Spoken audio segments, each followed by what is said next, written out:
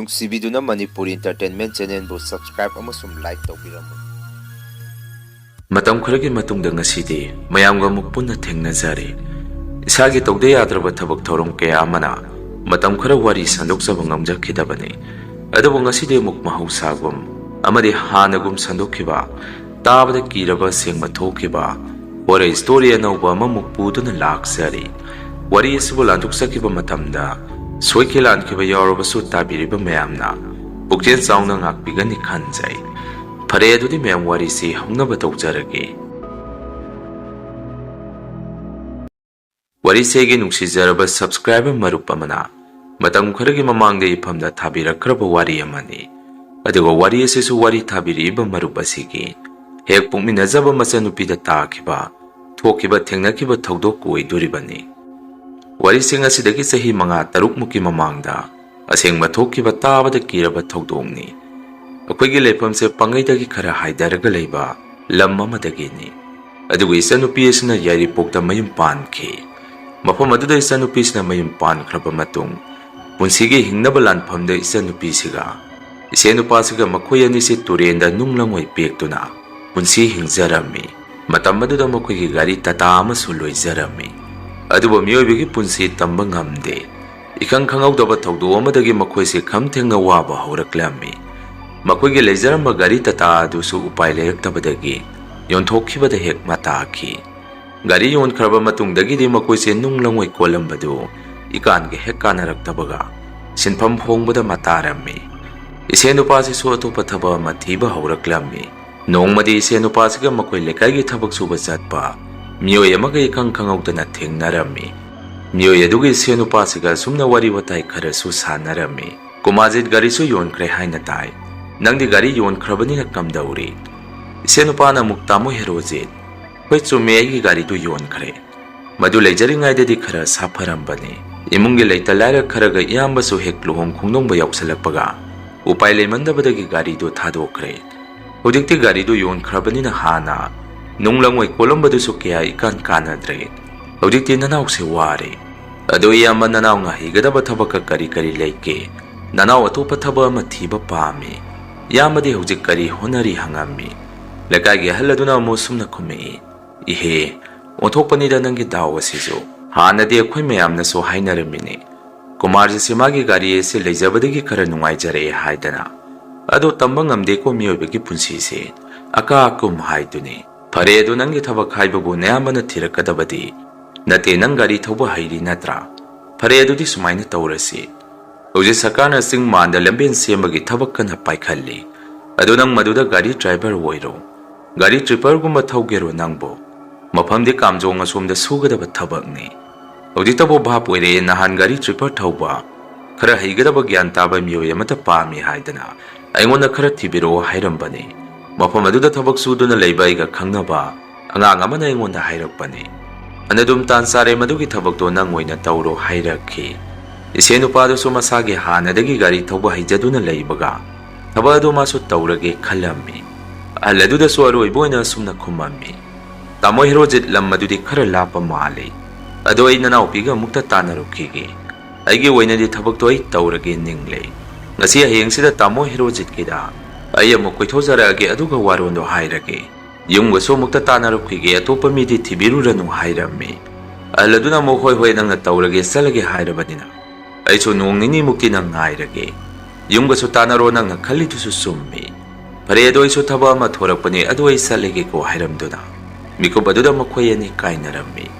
ꯏꯆꯦꯅꯨꯄꯥꯗꯨꯁꯨ ꯌꯨꯝꯗ ꯍꯦꯛ ꯍꯜꯂꯛꯄꯒ ꯏꯆꯟꯅꯨꯄꯤꯒ ꯋꯥꯔꯤ ꯇꯥꯟꯅꯔꯝꯃꯤ꯫ ꯃꯐꯝ ꯑꯁꯤꯗ ꯅꯨꯡꯂꯪꯉꯣꯏ ꯄꯦꯛꯇꯨꯅ ꯂꯩꯕꯁꯤ ꯅꯣꯡꯃ ꯅꯣꯡꯃꯒꯤ ꯁꯨꯝ ꯋꯥꯕ ꯍꯦꯟꯖꯜꯂꯛꯀꯗꯣꯔꯦ꯫ ꯍꯥꯟꯅ ꯏꯁꯥꯒꯤ ꯒꯥꯔꯤꯗꯨ ꯂꯩꯖꯔꯝꯃꯤꯉꯩꯗꯗꯤ ꯈꯔ ꯐꯕ, ꯍꯧꯖꯤꯛꯇꯤ ꯒꯥꯔꯤꯗꯨꯁꯨ ꯂꯩꯇ꯭ꯔꯕꯅꯤꯅ ꯀꯔꯤꯁꯨ ꯀꯥꯟꯅꯐꯝ ꯈꯪꯗ꯭ꯔꯦ꯫ ꯑꯗꯨꯅ ꯑꯩ ꯃꯐꯝ ꯑꯗꯨꯗ ꯒꯥꯔꯤ ꯗ꯭ꯔꯥꯏꯚꯔ ꯑꯣꯏꯅ ꯆꯠꯈ꯭ꯔꯒꯦ ꯍꯥꯏꯔꯝꯃꯤ꯫ ꯏꯆꯟꯅꯨꯄꯤꯅ ꯑꯃꯨꯛ "ꯗꯗꯥ, ꯐꯅ ꯂꯩꯖꯗ꯭ꯔꯒꯁꯨ ꯑꯐꯪ ꯑꯐꯪꯕ ꯊꯤꯗꯅ ꯍꯦꯛꯇ ꯁꯨꯕ ꯍꯥꯏꯕꯁꯤꯁꯨ ꯀꯌా ꯄꯥꯝꯖꯗꯦ꯫ ꯑꯩꯈꯣꯏꯒꯤꯁꯨ ꯃꯇꯥꯡ ꯃꯇꯝ ꯑꯃ ꯏꯁꯥ ꯆꯥꯗ ꯇꯧꯔꯤꯅꯤ꯫ ꯏꯁꯣꯔꯅ ꯇꯝꯕ ꯑꯃ ꯂꯩꯖꯔꯝꯒꯅꯤ꯫ ꯑꯩꯈꯣꯏꯒꯤꯁꯨ ꯃꯇꯥꯡ ꯃꯇꯝ ꯑꯃ ꯁꯣꯏꯗꯅ ꯂꯥꯛꯆꯈꯤꯅꯤ꯫ ꯗꯗꯥꯅ ꯆꯠꯀꯦ ꯍꯥꯏꯔꯤꯕ ꯃꯐꯝ ꯑꯗꯨꯗꯤ ꯂꯝ ꯈꯔ ꯂꯥꯞꯄꯒꯨꯝ ꯇꯧꯏ꯫ ꯑꯩꯒꯤ ꯑꯣꯏꯅꯗꯤ ꯃꯐꯝ ꯑꯗꯨꯗ ꯆꯠꯍꯟꯅꯤꯡꯗꯦ꯫ ꯑꯁꯥꯏꯗ ꯑꯗꯨꯝ ꯊꯕꯛ ꯊꯤꯕꯤꯌꯨ, ꯂꯥꯞꯅ ꯑꯩꯈꯣꯏ ꯊꯥꯗꯣꯛꯑꯒ ꯆꯠꯈꯤꯕꯗꯨ ꯌꯨꯝꯗ ꯂꯩꯍꯧꯕ ꯑꯩꯈꯣꯏ ꯋꯥꯈꯜ ꯂꯨꯝꯗꯦ" ꯍꯥꯏꯔꯝꯃꯤ꯫ ꯏꯆꯦꯅꯨꯄꯥꯅ ꯑꯃꯨꯛ ꯁꯨꯝꯅ ꯈꯨꯝꯃꯛꯏ, He madu yaba natene. Sumaina akoisi nonglangoi khara piaga pungnaida leibasi munsise kuina hingadaba thajaraktre. Nongma nongmagi migi sendon kayanasu khwang koisalei. Aduna idi mafam aduda salaga thabaktu surage ningle. Leita leisalaktrabadi lairaba koidi masiguma thabakse natrabadi karamba thabakpu leiduribage. Ado ay muktadi salagadi yengukhige. Masida nang yaningdaba tauranu hairami. Isanupi sumana adumna hairaklabanina kaya hana hangana kumbang ngamamde. Pare pare dadana salaga yengurage hairabanina thaba adu satpiruro. Lamlapanina khara phajana hek satpiro haidana. Isanupi sumathamoida penda magi nupada khumjarami. Masigi matung nongnini muk leirage isenupa kumarje. Kamjonggi mafam kharada gari driver oina. Thabak suba sanaba yumdagi thorami. Mana salamdaidasu isanupida sumnasu hairami. Khangde tawrisi aibu chatturiba khungsat asida karibu thokturibano. Andang marak aise mangha yamna nungaite. Salamdai asida isase itan salakpagum tawi. Ado phare ai salukige nangsu phajana lehuro hairami. Wafam aduda isanupina amuk kainu dada. Salamdai sida adumaina haiba hongnabro. Phaisu khangde phattesu khangde. Madugi wa adudi ngarangna haigadabani. Hode yumdagi salage haidana khong thangtora kanda adumaina haibiganu karisu tawroise. Aina su laitin phajana khwairam khrabani. Sidagi su aina laitin ninghawduribani. Dadana ada leibada karisu tawdanaba. Isenupana amuk hoi hoi nangna hairido madu summi.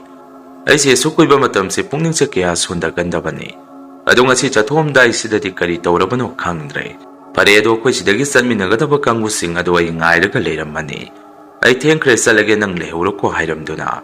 Isenupado kamjong tamna khungsan ba hauki. Kamjong hek yaubaga isenupa se gari thauba haurammi. Sing teng khwairaga lamben semakpanina makoisi mafam amada kuina leite. Mafam hongduna thabak se surammi. Haibadi gari se mafam hongduna sum thauraga salammi. Kholasu inthi nungaina leite makoisi. Mafam dugi thunguba mafam aduda yana badum pungleita leirammi. Nongma hing amadi isanupigi manglanda ahkiba matau mu urammi. Isenupa se yumda hale haidana harau hala amaga. Yumgi thongan ge hek yaubaga pingok setpa. Mari manga ikang khangawdana thoraga isanupigi mangasida. Isenupa se pingok setpa makhoi mari manga duna uduna satkhi. Ahkiba manglala duda isanupi se manga duda uriba mitam maduda ma se mengaknaba haibadu oirammi. Mamanga duda magi nupabu tanaribani haidana. Dada haidana kap tuna tanarami. Yumaduda leiriba mane maku imung manungi miyoisingna isanupi bo hing aduda tumba hudok pirami. Ibe ma kaidawragi mikap those mangda bo onthok thina kapkreda. Kaidawragi nang bo hawgalo haidana mayam sangdana isanupi se hudok pirami. Adumna mayamna hudok pirakpadagi isanupi se mikap khangthok hek thoraki. Gyan hek tarapaga mana phamungdagi phallawna songtharaga ahing aduda thongan gate lomda sen thoami. Aduga kariguma kanagumba amabu mana kuyang yengduna lay. Imong manunggi miyosing aduna su isanupigi mataw aduda angakpa magaloina na makhwaisu kari tawrabano pakhatnarami. Kona thangdadi isanupi su tumina imong da sangaktuna magi kada sangakhi.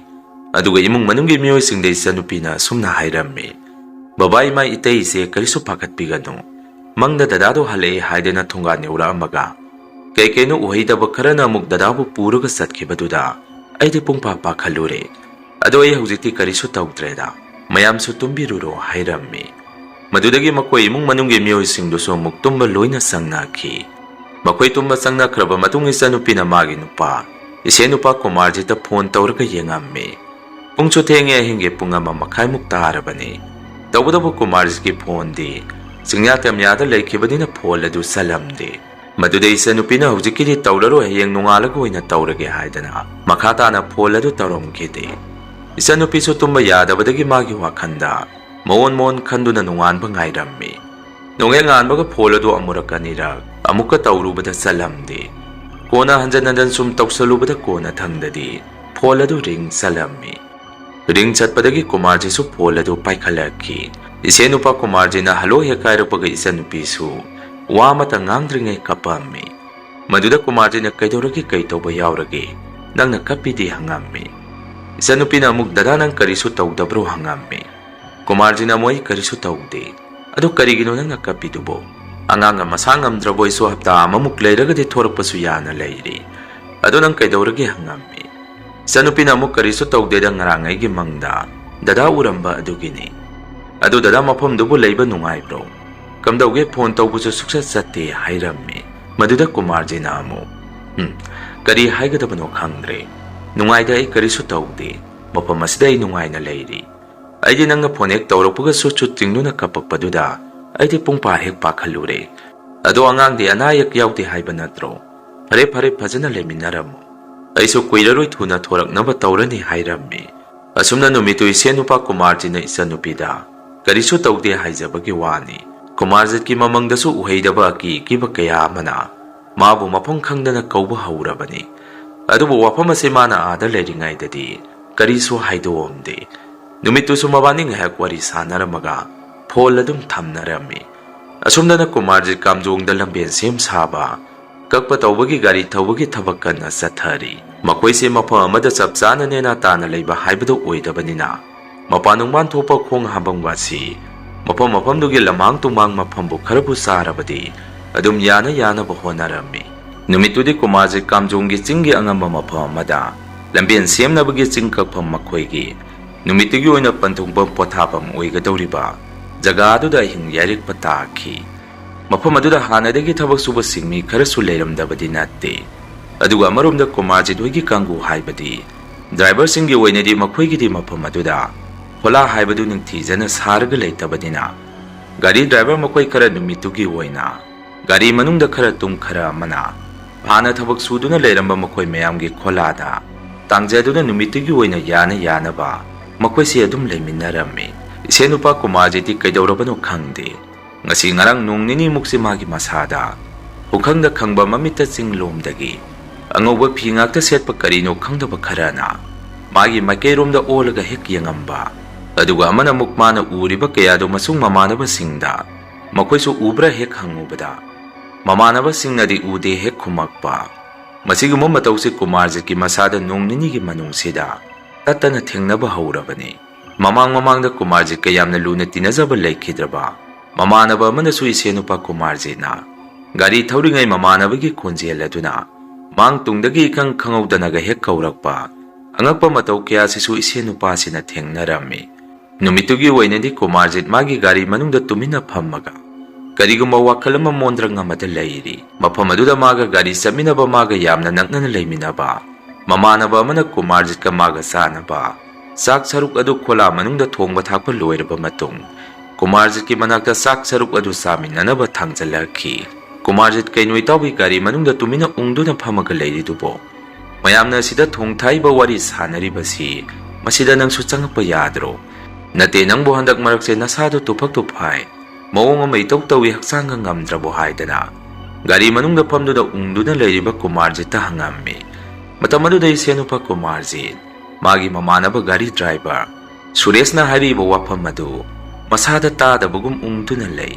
Adubu handakte Sureshna Kumarjit ki masadu khangsok hek soktuna kainoi taw nang kaidauragi haibane hangammi. Adumna tawrubadagi Kumarjit ki ang khanglak lakpagum tawi. Aduga akiba mataw amada ipa pakhana ai kaisu tawde nakhoi sak chanarabo hangammi. Mamanaba Sureshna amu karaidagi sangno tu nangaiga chanaba sangni aina mafam asida puribasi ibanidi gari manung asida sarasi ado nangbo haksang ngamdrabo hangammi. Kumarjit amuk khangdi taw Suresh handak maraksi manghagasu inung nungaite aigi misida karino mira laira masak mazu thoktraba kariguma kharana aibu laknabagum kihanbagum tawduna leiri. Ado saksidi karaida thongure hangammi. Mamanaba Sureshna amu sakpudi makoi hana leiramba khola asida tum akhoi hainaraga punna thongminarure. Ado Kumarjit taw nangi mong matawse su nungaite ado nang yumda thokisu thoro aduga amuk lao hairammi. Isenupa Kumarjit amuk hoi aisu yumda thokningabani numit marini de yumda thokpa yakheroi nangsu khangiduni aduga ai thokrage khumai. Mamanaba Sureshna su hoi nang adumaina tawro aduga ayumda yauraga nasado laitinga phajana khoiram thoaga mafam asida amuk lao haidana mabani si numito gari manungda sak saminnarammi. Masigi matungna isenupa Kumarjit hayenguma yumda thorani haibagi ngasiguma ahing asida makhoi siamu mafam amada ahingdugi oina yarik patakhi. Numit aduda makoina ahing yarik kadaba mafam jaga adugi ꯅꯥꯒꯤ ꯑꯁꯤ ꯂꯣꯛꯆꯛꯄ ꯌꯥꯝꯅ ꯂꯩꯔꯝꯃꯤ ꯑꯗꯨꯒ ꯃꯐꯝ ꯑꯗꯨꯁꯨ ꯍꯦꯛ ꯎꯕꯗ ꯋꯥꯈꯟꯗ ꯑꯀꯤꯕ ꯃꯑꯣꯡ ꯃꯇꯧ ꯑꯃ ꯄꯣꯛꯑꯝꯃꯤ ꯐꯅ ꯃꯁꯤ ꯑꯣꯏꯗꯨꯅꯁꯨ ꯅꯨꯃꯤꯠꯇꯨꯗꯤ ꯏꯁꯦꯟꯅꯨꯄꯥ ꯀꯨꯃꯥꯔꯖꯤꯠ ꯍꯌꯦꯡ ꯌꯨꯝꯗ ꯊꯣꯔꯛꯑꯅꯤ ꯍꯥꯏꯗꯅ ꯃꯥꯁꯦ ꯋꯥꯈꯟꯁꯨ ꯑꯗꯨꯝ ꯈꯔ ꯅꯨꯡꯉꯥꯏꯖꯔꯝꯃꯤ ꯃꯃꯥꯟꯅꯕꯁꯤꯡꯗꯁꯨ ꯑꯩꯅ ꯌꯨꯝꯗ ꯍꯟꯈꯤꯕꯗ ꯅꯈꯣꯏꯒꯤ ꯀꯔꯤ ꯑꯋꯥꯠ ꯑꯄꯥ ꯂꯩ ꯑꯩ ꯑꯃꯨꯛ ꯂꯥꯛꯄꯗ ꯅꯈꯣꯏꯒꯤ ꯁꯣꯏꯗꯅ ꯄꯨꯕꯤꯔꯛꯀꯦꯁꯨ ꯍꯥꯏꯔꯝꯃꯤ ꯑꯗꯨꯒ ꯃꯐꯝ ꯑꯗꯨꯗꯗꯤ ꯈꯣꯂꯥꯗ ꯃꯤꯁꯨ ꯌꯥꯝꯅ ꯂꯩꯔꯝꯗꯦ ꯍꯥꯏ ꯃꯃꯥꯡꯈꯩꯗ ꯃꯈꯣꯏꯅ ꯁꯨꯝ ꯒꯥꯔꯤ ꯊꯧꯔꯒ ꯂꯩꯔꯛꯄ ꯈꯣꯂꯥꯁꯤꯡꯗꯒꯤ ꯃꯐꯝ ꯑꯗꯨꯗ ꯃꯌꯥꯝꯗꯒꯤ ꯐꯤꯕꯝꯁꯨ ꯌꯥꯝꯅ ꯇꯥꯔꯝꯗꯦ ꯍꯥꯟꯅ ꯂꯩꯔꯝꯃꯤꯕ ꯀꯥꯡꯕꯨꯁꯤꯡ ꯑꯗꯨꯅ ꯂꯩꯔꯝꯃꯤꯗꯨ ꯐꯤꯕꯝ ꯌꯥꯝꯅ ꯇꯥꯗꯅ ꯂꯩꯔꯝꯃꯤ ꯍꯥꯏ ꯖꯒꯥꯗꯨ ꯏꯪꯁꯨ ꯌꯥꯝꯅ ꯏꯪꯉꯤ ꯍꯥꯏ ꯃꯐꯝ ꯑꯗꯨꯗ ꯃꯈꯣꯏ 7-9ꯃꯨꯛꯁꯤ ꯅꯨꯃꯤꯗꯥꯡ ꯆꯥꯛ ꯆꯥꯔꯕ ꯃꯇꯨꯡ ꯊꯕꯛꯀ ꯋꯥꯅꯔꯨꯕꯒꯤ ꯇꯞꯅ ꯑꯃꯃꯝ ꯂꯣꯏꯅ ꯇꯨꯝꯊꯅꯈ꯭ꯔꯦ ꯑꯗꯨꯕꯨ ꯀꯨꯃꯥꯔꯖꯤꯠꯇꯤ ꯆꯥꯛ ꯇꯣꯛꯑꯕꯁꯨ ꯇꯨꯝꯃꯝꯈꯤꯗ꯭ꯔꯤ ꯍꯌꯦꯡ ꯌꯨꯝꯗ ꯍꯜꯂꯅꯤ ꯃꯥꯒꯤ ꯅꯨꯄꯤ ꯑꯉꯥꯡ ꯎꯅꯕ ꯐꯪꯒꯅꯤ ꯈꯟꯕꯗ ꯃꯥꯁꯤ ꯌꯥꯝꯅ ꯍꯔꯥꯎꯖꯔꯝꯃꯤ ꯃꯥꯅ ꯁꯨꯝ ꯋꯥꯈꯜ ꯇꯧꯅ ꯂꯩꯔꯤꯉꯩ ꯄꯨꯡꯁꯨ ꯁꯨꯝ ꯊꯦꯡꯖꯜꯂꯛ ꯀꯨꯃꯥꯔꯖꯤꯠꯅ ꯇꯨꯝꯊꯔꯒꯦ ꯍꯦꯛ ꯇꯧꯔꯛꯄꯗ ꯃꯥꯁꯦ ꯃꯕꯨꯛ ꯅꯨꯡꯉꯥꯏꯔꯛꯈꯤꯗꯦ ꯍꯥꯏꯕꯗꯤ ꯃꯈꯣꯡ ꯍꯥꯝꯅꯤꯡꯉꯝꯃꯤ ꯃꯗꯨꯗꯒꯤ ꯀꯨꯃꯥꯔꯖꯤꯠ ꯆꯨꯔꯨꯞ ꯃꯆꯩ ꯑꯃ ꯆꯪꯈꯠꯇꯨꯅ ꯃꯆꯤꯟꯗ ꯃꯣꯟꯗꯥ ꯅꯨꯡꯉꯥꯏꯅ ꯏꯁꯩ ꯑꯃ ꯁꯛꯇꯨꯅ ꯃꯄꯥꯟꯗ ꯃꯈꯣꯡ ꯍꯥꯝꯕ ꯊꯣꯔꯛꯑꯝꯃꯤ 마가 레미나리바 마마나바 아마타다수 마콩 함닝이 통민나루시 하이람데 तसेंगबदेगी सेनुपा कुमारजित मसादा खर कीगंदे नुपा खर थोई मधुमकनसु मतोमदा हिंगदुदा मखोंग हांबा मपानदा थोरामी लैरिबा मफम अदुसु खोंग हापम टॉयलेटसु इंथी नुंगाइना लेतबनिना सिंगया मुंगसोंग सोंगबा मफम लोकसक लेबा जगा सिंगसेप अमदे इसिंग फंगबा जगा अमदा इसेनुपा कुमारजित अहिंगदुदा मफम अदुदा मखोंग हाममी मानंग मखोंग हामिंगे मफम अदु महुसागी इमान मानदबा करीगुम्बा खरदि अदुम कुमारजित की मसादा फाउरम्मी पुंगसु माने येंगबो मतमदा पुंग बारो चप चाना तारगा लेरम्मी कोना माना मखोंग हांबा लोइसलकपदे इसिंग थीबा हौरअम्मी माना सुम लेथोरकपदा यामनसु पुंगसाउ साउदबा पुक्री मसागुम्बा हाइगद्र को मसा मखक इसिंग तुंगदुना लेरम्बा माना उरम्मी मदुगी को मसा अदुदगी माना मखोंग हामुबगे सेंगथोक खोकथोकपा तौरिङै इसिंग मनुंगदगी निलकपा मनुंगदगी करीगुम्बा मा थोरक्तुना मोंगबगी मोंग मतौ खर हौरखी कोंगोन ओइनसु पिद्रिक पिद्रिक सौबा हौरखी नुंगसिद असाबसु मसादा खर थेंगनरम्मी मदुदै सेनुपा कुमारजित मसादा स्वाइ लाउबा अकीबा अमा पोखिबदगी हाथु हाथु मफम मदुदगी खोला तमना सेलखी खोला मनुंगदा माना हेक चंगकपगा मसादा पुंकीदा कीबा हक्सांग नुंगाइरक्तबा मोंग मतौ खर तौबा हौरखी ममानबसिंगदसु मतमदु फाउदि माना करीमता फुंगदोमखिदे नुमितुगी नोके nganbagadi कुमारजित मसादा चोइत्रंग पात्रंग ngang सकपा हौरखी मसिनसु लोइद्रि सेनुपा कुमारजित सोर फुनबा पुपुक लाउंग हेक्ता हौगलगा सोर होनबा वारे वारे हाइदना खंगलाउ हेक्ता लाउरपा मोंग मतौसे हौरम्मी मागी मोंग मतौ क्यादुदा लेमिनरिबा ममानबसिंगदुनसु करी तौरबनो हाइबसे हाइफम तौपम खंगमदे कुमारजित की फिबमना सुम लुसलकपदगी ममानबसिंगदुना युंगी मिदा हाना पाउ पिबिराअम्मी अदुगा मखोइना खर थिलगा खोइनासु खर लौबा चटपा तौरगा इसेनुपा कुमारजित युमदा पुथरखी युमेक यौबगा जेनिम्स की हॉस्पिटल खुदक्ता अदुम पुखलम्मी हॉस्पिटल इसेनुपा कुमारजित सोर फुले फुले हाइदना उराव थरावबा हौरम्मी ऑक्सीजन हापगसु अमुक लौथोक अमुक हाप मयाम से लाक्नबदा अवाबा हाइबदो ओइरम्मी मसिदा नतना मागी ममिता करी करीनो उबदगी हॉस्पिटल अदुदा मचिंदा मागी मनाक्ता मसक खंगदबा मी खरा लेपगा लेरे माबु चलसे हाइरे अइबु लौबु लाए हाइदना फमुंग बेट मथक अदुदा मसादो कीना तासलगा चोइरोन ओइना कीना वा ngang हौरक्लम्मी इचानुपीसु मतौ अदुदा थवाई वाबदगी कप्पा लाउबा हौरक्लम्मी हॉस्पिटल अदुदा लेबा मीनासु मसिदे लायुक्नबा माली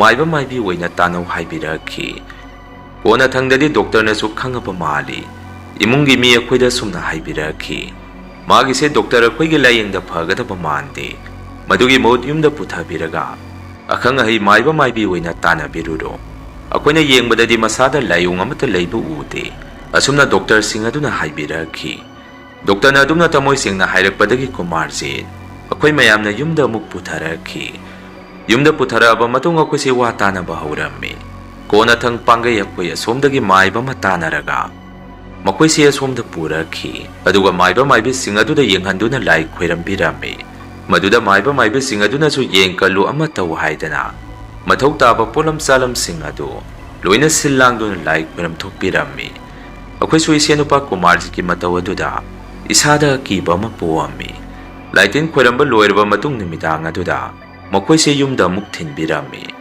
Yum hankibagi lamben gari manung adudasu Kumarjit machinda swaro lonba hauraklammi. Aigi tungda masak khangdaba miyoi khara tanarei. Aibu lawba lai ai ki haidana aki bamong matong ngaktani. Uchinna chin makoise yum yauraba matung isenupasi masada yamna harauzarami. Ai yum yaure haidana masi numitu nganu saninge haibadagi khudakta nganu thongaga pizarammi. Masigi matung sak toba matung numidangi pung 9 tarakpa matam masaida amukasu isenupa Kumarjit ai yamna kire ai lawba lai sorsu phule haidana ping songduna kapamaga sor honkidre aroibu oiki. Leikhidre pauk tabadagi su khudakta mathau mangam pangthokpa yawba salami. Isanupi su angaubigi matawngni. Masigi matung isenupa leikhidraba tung yum maduda sora sondringe manung asida isanupigi mamang mahada leikhidaba isenupase sum toina usalakpa. Yum maduda sum leiriboida ningakpa isanupi su pungkapta kapak kiraba mong mataw kaya se muk haurakhi. Isanupina laiduk thaba changbadaga se magi matungda mi ama sum lepaga sum senarga leibagi mong mataw gumba haibadi imung aduda isenupagi thawai mirensi sum chattana leibagi mong mataw se haurakhi. Ka manungdaga se isenupa Kumarjit si sum leibagi saungga si isanupina sum ukna thengnaba tawrakpadagi masu kire hairapadagi masu sorat phausi isanupigi mayumda hinglekpirunaba salami. Sorasonba loikraba matung numit 4 nimuk leiraga akhoi lekaida leiba angang nupi masa amada isenupa Kumarjit ki thawai miren se sangsanduna isanupigi maming amadi magi masanupagi maming si sonduna angang nupi masa se kappa haurakhi. Maduda mayam se angakpa ma oinarami. Angang aduda thawai asina sangsanduna aigi nupi aigi isa udri phau ai haloi ai makhoiga yamna unaninge haidana angang aduna tawrakpadagi isanupiga angang aduga hujike thawai sangsalliba angang nupi masa asigi manakta sangduna kondana kaptana tawraba matung ai chalage haramduna isenupa Kumarjit ki thawai se dum satkhi. Masigi matung amukana yum maduda ki akhang amata nangkhidre. Masine aigi isanupida thengnakiba nungaitaba thodok mayamsi mayam wari asi matang asaida loijare. Mathangi warida mayam punamuk thengnarasi. Ngasigiri mayamdagi kainanaba bidai lawjari.